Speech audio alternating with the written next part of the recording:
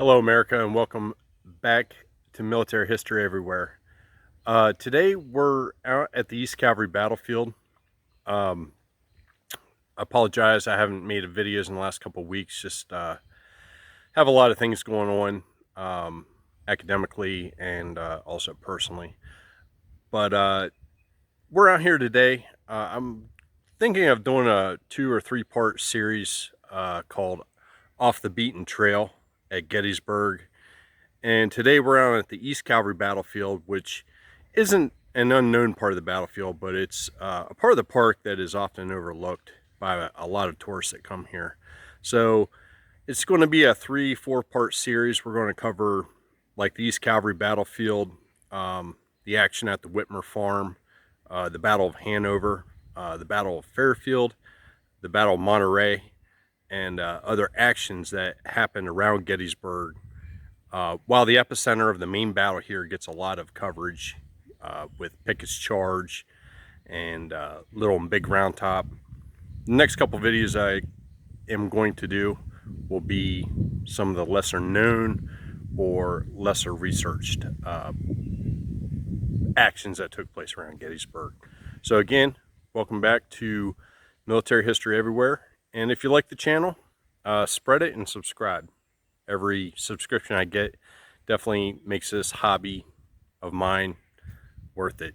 I enjoy doing this process when I can, and I look forward to your support. Thank you. So today it is July 7th, a couple days after the actual battle occurred on July 3rd. But this is the East Cavalry battlefield. Being a native son from here, I used to enjoy coming out here because it's a lot more tranquil than a lot of other parts of Gettysburg during tourist season. But where we're at right now is the Confederate artillery position on the battlefield. If you look out here, the East Cavalry battlefield is very pristine. It's probably one of the original looking parts of the battlefield.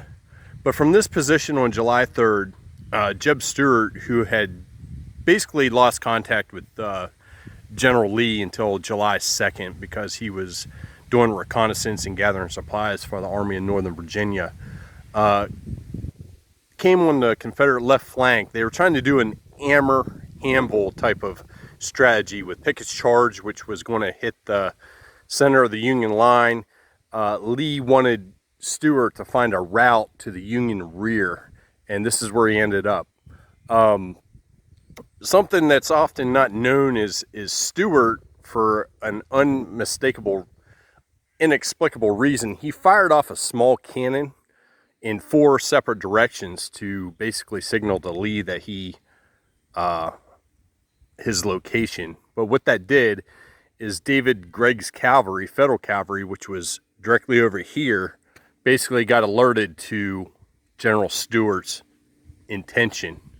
Another factor with the battle here is the Confederate cavalry, Jeb Stuart's cavalry, had been, they've been traveling hard for well over a week, so their horses were really depleted. And the Federal cavalry, David Gregg's cavalry, General David Gregg, they were relatively well rested. And I just wanted to show you the Confederate artillery position. This is a 3-inch ordnance rifle. The Confederacy used them. The Federal cavalry definitely used them. They were favored by horse-mounted artillery units or horse cavalry artillery units during the battle. But we're going to do a drive-through. I just wanted to give you a beautiful part of this, beautiful view of this part of the park. The Confederate cavalry, in one part of the battle, the later part of the battle, they did a massive cavalry charge right through these fields to try to break the Union lines. Several thousand, they charged right across these fields in a grand spectacle, and they were pounded by Union artillery. There were big gaps opened up in the cavalry lines by exploding shells. But this battle featured dismounted cavalry action. We're going to go to the Rummel Farm, which was basically the epicenter of the battle. But Jeb Stuart fought here, Wade Hampton fought here, General Custer fought here.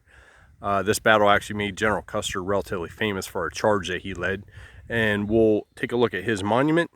But I just wanted to start off by showing you the main Confederate position, and this is basically the eastern part of the battlefield, and on to the next.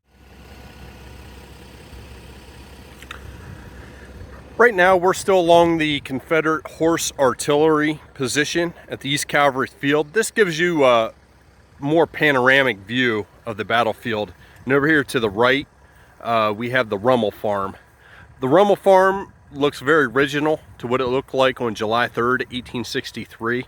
And it basically formed the epicenter of the battle here, the cavalry battle here. This battle was a series of mounted cavalry charges, artillery duel between Union and Confederate batteries, and also dismounted cavalry action. The Rummel Farm, if you can get I'll try to zoom it in there to get a clear picture. During the July 3rd battle, Confederate sharpshooters took positions in the barn, and Union artillery basically shelled that area quite heavily. I think the barn caught on fire in order to drive out the Confederate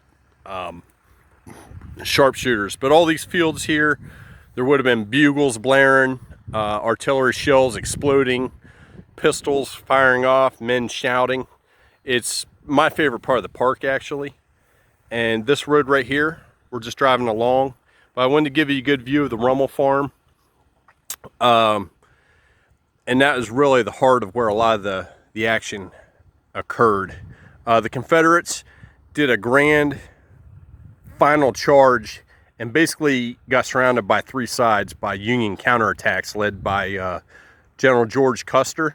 But the actual battle was a tactical Union victory because they prevented the Confederate cavalry from gaining access to the Union rear positions. But they did not beat the Confederates from the field. Each side, it was basically a stalemate. Each side basically held the original positions that they had during the start of the battle. But it's a beautiful part of the park, and if you get a chance, definitely visit. So we'll head on over to the Union positions and give you an idea of what that looks like. Okay, where we're at now on the East Cavalry battlefield is the Union position. These guns marked where the U.S. Federal Horse Cavalry were basically responding to the guns that we saw earlier over on Crest Ridge, which was the Confederate artillery position. Like I said, this park is beautiful.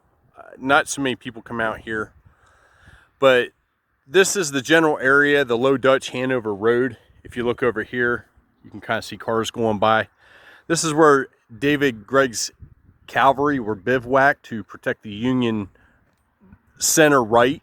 And as I was describing earlier, when General Stuart fired off those cannon shots to signify that he had reached his position, that notified the Federal cavalry here of the location of the Confederate cavalry force.